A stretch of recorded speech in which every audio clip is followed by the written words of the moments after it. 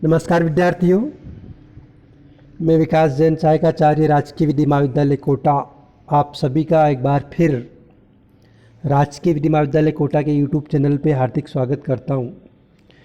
इससे पूर्व की वीडियो में हमने बात की थी एजेंसी के बारे में। तो जहाँ तक मैं समझता हूँ आपके समझ में आ गई होगी कि एजेंसी का गठन कैसे होता है, एजेंसी के लिए क्या एसेशनल एलिमेंट्स होते हैं, कितने पक्षकार होते हैं। तो आज हम बात करेंगे टर्मिनेशन ऑफ एजेंसी का समापन कैसे होता है।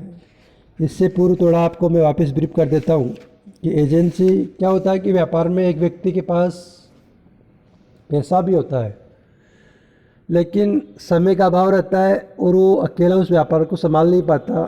तो उस व्यापार को करने के लिए वो सर्वेंट के रूप में या कॉन्ट्रैक्टर के रूप में या एजेंट के रूप में व्यक्ति को नॉमिनेट करता है, अपॉइंट करता है और वो व्यक्ति उसकी ओर से कार्य करते हैं और उस कार्य के बदले उनको पारिश्रमिक जो भी जिस रूप में भी मिलता है और कार्य करते हैं।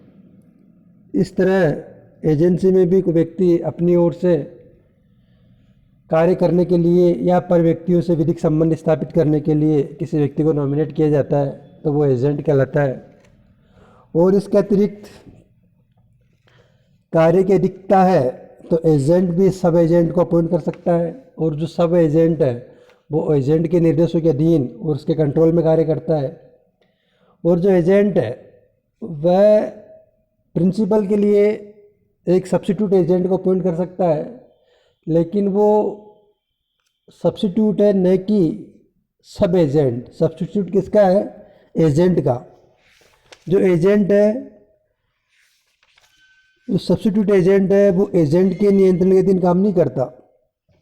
थोड़ा इसमें अंतर समझ लो, क्योंकि ये कंपटीशन एग्ज़ाम की दृष्टि से भी और अकादमिक की दृष्टि से भी महत्वपूर्ण है कि एजेंट और सब्स्टिट्यूट एजेंट और सब एजेंट में अंतर क्या है।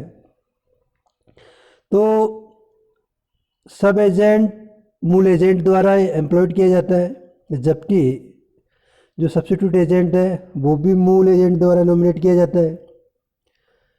सब एजेंट का नियोजन एजेंसी की प्रकृति या व्यापार की प्रथा पर निर्भर करता है, अर्थात स्पष्ट अधिकार नहीं होने पर भी उप एजेंट नियोजित किया जा सकता है, जबकि सब्स्टिट्यूट एजेंट तभी नामित किया जा सकता है जब मालिक द्वारा एजेंट को ऐसा करने का स्पष्ट निर्देश दिया गया हो। मतलब जो सब्स्टिट्यूट एजेंट है उसके लिए प्रिंसिपल ही एजेंट को डायरेक्शन दिए जाते हैं, जबकि सब एजेंट के लिए प्रिंसिपल द्वारा एजेंट को डायरेक्शन नहीं दिए जाते। सब एजेंट अपना पारिश्रमिक मूल एजेंट से ही प्राप्त कर सकता है, मालिक द्वारा नहीं, जबकि जो सब्स्टिट्यूट एजेंट है वो मूल एजेंट का स्थान ग्रहण कर लेता है, अतः वह अपना पारिश्रमिक मालिक से ही प्राप्त कर सकता है। नाम में सब्स्टिट्यूट है तो सब्स्टिट्यूट किसका है? ये एजेंट का। अपना पारिश्रमिक किससे पाएगा? ये अपने प्रिंसिपल मालिक से। और जो सब एजेंट है उसका मालिक कौन है? एजेंट। और वो सैलरी किससे पाएगा? एजेंट से ही। इसी तरह सब एजेंट केवल मूल अभिकर्ताओं के प्रति उत्तरदायी होता है और वह मालिक के विरुद्ध सीधा वाद नहीं ला सकता, जबकि सब्स्टिट्यूट एजेंट मालिक के प्रति उत्तरदायी होता है, अतः मालिक उसके विरुद्ध सीधा वाद ला सकता है। अभिकर्ता के सब एजेंट के कार्यों के लिए मूल एजेंट ही मालिक के प्रति उत्तरदायी है, जबकि सब्स्टिट्यूट एजेंट की दशा में मूल एजेंट की बजाय वह सब्स्टिट्यूट एजेंट स्वयं मालिक के प्रति उत्तरदायी है। इसी तरह सब एजेंट के सभी कार्य मूल एजेंट के अधीन व नियंत्रण में किए जाते हैं, जबकि सब्स्टिट्यूट एजेंट अपने सभी कार्य मालिक के अधीन व नियंत्रण में ही करता है। इसके बारे में देखा कि एजेंट की क्या राइट है और ड्यूटी है, एजेंट को किन किन बातों का ध्यान रखना चाहिए। और इसके अंत में हम बात करते हैं कि टर्मिनेशन ऑफ एजेंसी, अभिकरण की समाप्ति कैसे होती है।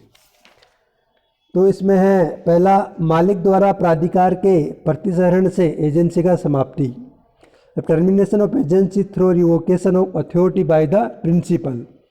जब तक कि एजेंसी का सर्जन निश्चित अवधि तक के लिए नहीं किया गया हो, मालिक अपनी इच्छा से एजेंट के प्राधिकार को रिवोकेशन कभी भी कर सकता है और ऐसे प्रतिसहरण से एजेंसी का पर्यवसान हो सकता है। दूसरा है अभिकर्ता द्वारा एजेंसी के कारोबार के तेजन से एजेंसी की समाप्ति। मतलब अभिकर्ता एजेंसी को छोड़ दे तो भी एजेंसी का समापन हो जाएगा। जिस प्रकार मालिक एजेंसी के प्राधिकार को कभी भी वापस ले सकता है, उसी प्रकार एजेंट भी एजेंसी के कारोबार का त्याग कभी भी कर सकता है और ऐसे त्याग से एजेंसी का पर्यवसान हो जाता है।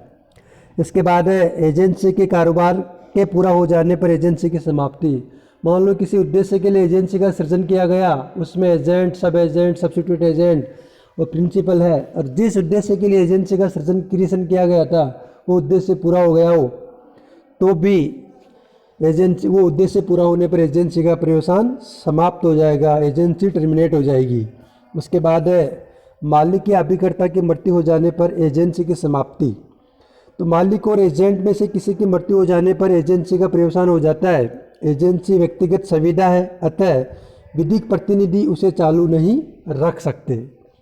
इसके बाद आता है मालिक या अभिकर्ता के विकृचित हो जाने पर एजेंसी की समाप्ति। दोनों में से कोई अनसाउंड माइंड हो जाए तो भी एजेंसी का समापन हो जाएगा।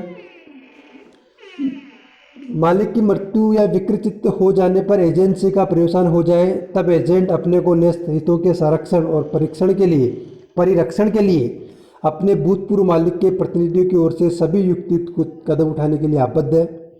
इसके बाद है मालिक के दिवालिया हो जाने पर एजेंसी की समाप्ति हो जाती है। एक अंत में करार द्वारा एजेंसी की समाप्ति। जिस प्रकार एजेंसी का सृजन करार द्वारा होता है, उसी प्रकार एजेंसी की समाप्ति भी पक्षकारों द्वारा करार से ही की जा सकती है।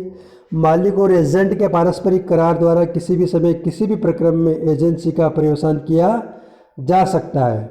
इस प्रकार हमने देखा कि एजेंसी का क्रिएशन कैसे होता है, एजेंसी में सब एजेंट की भूमिका, सब्स्टिट्यूट एजेंट की भूमिका और एजेंट की भूमिका तथा एजेंसी का टर्मिनेशन कैसे होता है, ये सब हमने इस वीडियो में जाना। उम्मीद करता हूँ कि आपको वीडियो पसंद आया होगा।